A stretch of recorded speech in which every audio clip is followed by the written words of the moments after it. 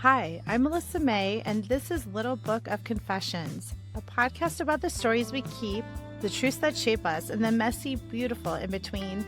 What started as my journal turned into a space for raw conversations, anonymous confessions, and unfiltered reflections on life, work, identity, and everything we're not saying out loud. If you're figuring it out as you go, you're not alone. Let's confess, because some secrets deserve to be told. Trigger warning. Little Book of Confessions is a space for honest, unfiltered storytelling. Episodes may include discussions of trauma, mental health, abuse, sexual assault, addiction, self-harm, suicidal ideation, grief, identity struggles, and other sensitive or difficult subjects. Please take care while listening. Pause or skip episodes if you need to. Your well-being comes first. Welcome to Little Book of Confessions. I'm your host, Melissa May. I'm here to share my story and to hopefully hear yours too. People always say that we have secrets, but I think secrets are just stories we haven't told yet. And I've learned that over the years because I've held a lot of secrets close to my heart. I had a very unusual childhood growing up, and from a very young age, I started journaling. Well, I guess you could call it more. I had this poem book that I kept together in this Mead old notebook, this pink notebook, and I was dated in 1985. So it must have been somewhere around there that I started keeping this, and I would cut out all of these poems and I print them out and put them in here, and I would draw pictures and just collected them for I don't even know how long. My grandmother had kept this in her barn long after we left, and that's a whole story to tell y'all too. The story of how I grew up and I lived in 40 houses in 6 different states before I was 14 years old. But my grandma kept this and gave it to me when I found her almost 15, 20 years later. And it's just a reminder that I've always been creative. I've always been a writer, always a storyteller, always just curious about the world. And so I'll share some of that as we go down this path together. I also have all these other journals that I've kept over the years from high school. One of my best friends got me this because I was a writer and I was passionate and I was going through a lot. And this really helped ground me again. And I continued keeping journals throughout my adulthood. And I also started with all these little tiny books. And if you go to my YouTube, you can see video of all these journals, but I started bringing those around with me too, to be able to write down thoughts, ideas, funny things my friends said, just capturing memories. And that actually got me curious to start trying to share stories with strangers or just get people to do something interesting. So I started carrying around these little moleskin notebooks to bars too. And I would pass them around. Well, I'd give it to one person and just say, hey, it's a social experiment. Just write down anything you want, pass it to the next person, and just keep passing and passing it along until whoever thinks that they're the last person, just to give it to the bartender, because I knew all the bartenders, and I'll collect it at the end of the night. And I would have my email address written in there, like, if lost, email this person. This was back in, like the 2000s. This is, email was the thing then, but we didn't have like a lot of social media back then too. So anyways, it just turned into a whole journey for me, this lifelong collection of poems, of writing down thoughts, of notes, of capturing the experiences that I had myself, processing, capturing the experiences with friends, and then on to capturing with strangers too. It's just been such an interesting journey. And the things that people write down are so personal, so touching, so funny, so weird, so inappropriate. But over the past 20 years, I go back to these and I reread them, and it just always reminds me of a time and place. It reminds me of people that have changed my life for a night, whose words I come back to, and just it really grounds me to the human experience. I go back to my journals and I remember who I was then, and I see I'm not that different now, But, things change though too. And sometimes I feel so proud of the things that I read that remind me of who I was, who my friends are, I'm still friends with a ton of people since I was a kid or in high school or right after high school. And I'm really lucky to have those relationships. So what I'd like to do in this podcast is just really go down that memory lane, do reflections, share my stories, my secrets, and I hope that you will share them with me too. It's honestly been a really tough few years. I think we can all agree on that. And I think when I sometimes feel completely just lost in a moment, that it's important to remember who we are and where we came from, to remember to have kindness towards each other because we don't know what each other's going through. It's so crazy out there, y'all. Like it really, really is. And what I want to do here is I'm just trying to reach back into who I am as a person and anchor to that and understand I have a whole community out there. Literally, community has saved my life.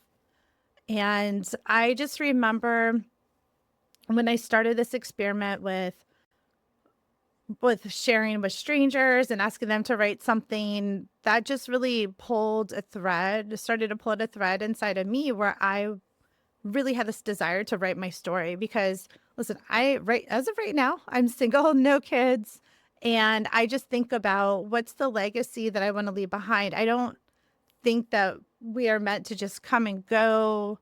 And not saying a legacy has to be a child or a monument to yourself, but I think people should know who you are.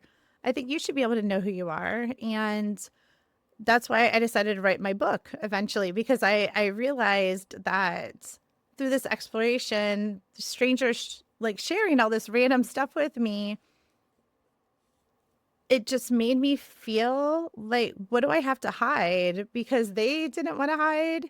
I guess maybe they did. They wrote anonymous, but I asked them to. But what are we hiding from when we're not showing people our whole selves, when we're not showing our light and our dark, our funny and weird stories, our embarrassing, our success too.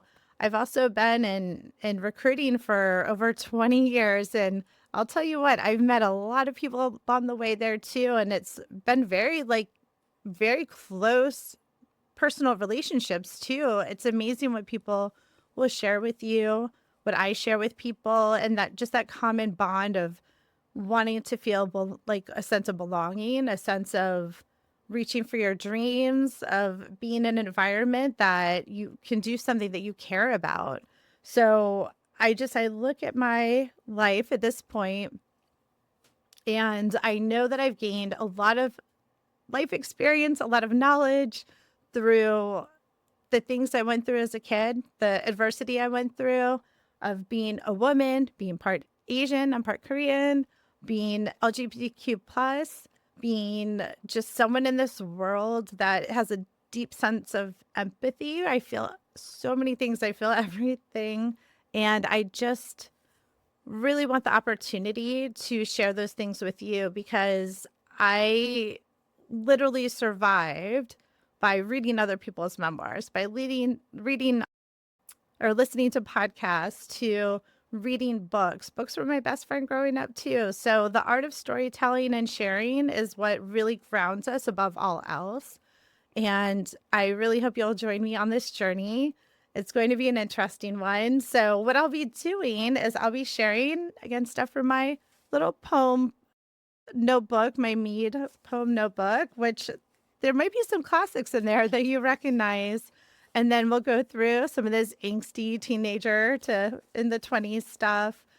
I love to share about how I wrote my book and what that meant to me, as well as explore what it's like to navigate your career. All of these things, there's so many layers to who we are, how we can position and like ground ourselves and how we present ourselves to the world, how we ask for what we want and deserve, and how we learn to love ourselves.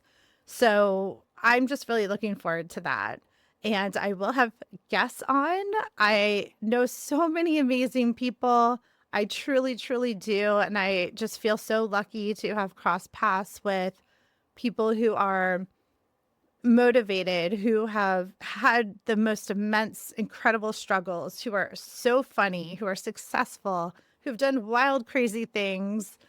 And the things that they share about themselves, like I cannot wait to just dig into that more. I'll share some of the things from these little notebooks. We'll hear some, confessions, some secrets, some funny things. But what I really want to share right now, I'll go first. I'll tell my first secret, my first thought. There's a lot more behind this, but there is one in one of these little books that I just really wanted to share because when I was reading back through them, it touched me, and it was something that I actually wrote. I didn't remember writing this, but going back, I think this was probably maybe 10 years ago. But what it says is, I look forward to meeting the person who loves me unconditionally, trusts me with their deepest, darkest secrets. I look forward to being a better person for knowing they are here. Being kind and honest and loving, I look forward to that person being me. It took me a long time to figure out how to self-love and to really go to therapy, to be honest, and to say things out loud that I never said out loud before. And it took me a long time to go through that. So I have a lot of journals from that too. I recorded every therapy session I had, and that's actually what helped me write my book too, because I would go into therapy and I could not say things out loud. I don't know if you've ever felt that way before, but just trying to say some things out loud without processing it, my face would flush. I would get really just intimidated by the situation. I would dissociate. So I found when I would write in my journal and then bring it in and then read it to my therapist, that went a long way. So I just really appreciate having that opportunity to share my experience and my journey with you. I'm looking forward to these conversations, and, I'm excited to have just a space to have safe confessions. So let's share our stories. Let's share our secrets. Thank you for listening to Little Book of Confessions. If something in this episode stirred something in you, good. That's what we're here for. Don't forget to subscribe, leave a review, and share this with someone who needs to hear it. You can find me on Instagram, TikTok, and YouTube at melissamay.me. Until next time, keep writing your truth, and remember, some secrets deserve to be told.